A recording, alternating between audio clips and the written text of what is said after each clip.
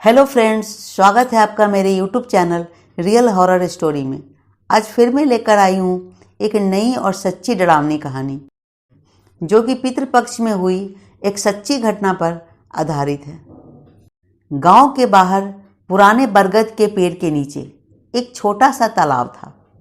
लोग कहते थे कि पितृपक्ष के दिनों में उस तालाब से अजीब अजीब आवाज़ें आती हैं, कभी रोने की, कभी पुकारने की।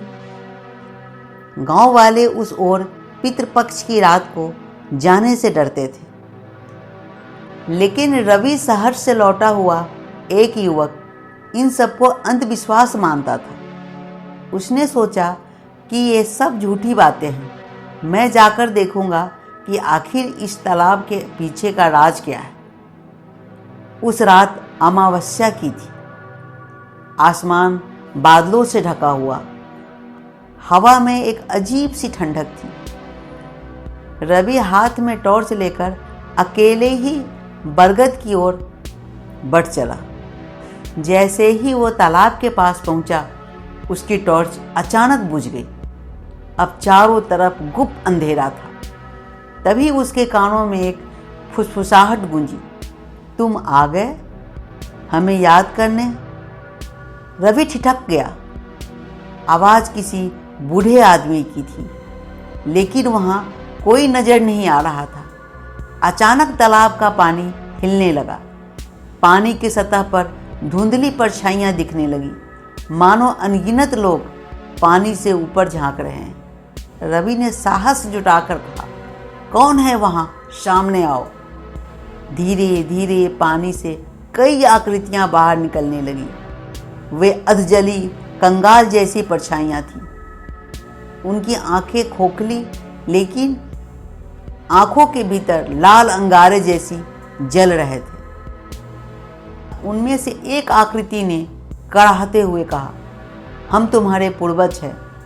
पितृपक्ष में हम भोजन का प्रतीक्षा करते हैं और तू यहाँ मजाक उड़ाने आया है। रवि डर के मारे पीछे हटने लगा, लेकिन उसके पीठ से कोई उंगलियां उसको छू कर गई।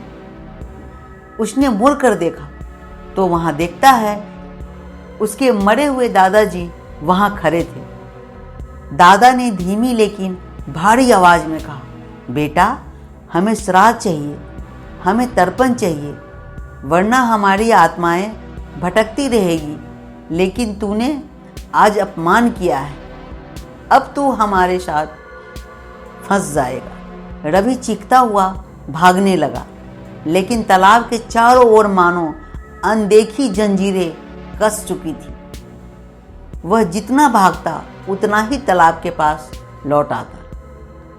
अचानक उसने देखा कि तालाब के सतह पर उसका ही चेहरा उभर आया है, लेकिन वह बूढ़ा और खून से लथपथ है। उस प्रतिबिंब ने कहा, अब तू भी पितृ बन चुका है, तेरी आत्मा हर साल यहाँ लौटेगी भोजन मांगने, याद करने। अगली सुबह गांव वालों ने तालाब के किनारे रवि की चप्पलें पड़ी देखी, लेकिन उसका कोई अता पता नहीं चला। लोग कहते हैं पितृपक्ष की हर अमावस्या को तालाब से एक नई चीख सुनाई देती है, मानो कोई आत्मा उसमें कैद हो गई हो।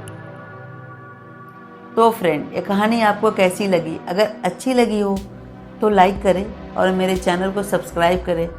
मिलते हैं एक नई कहानी के साथ। Thank you.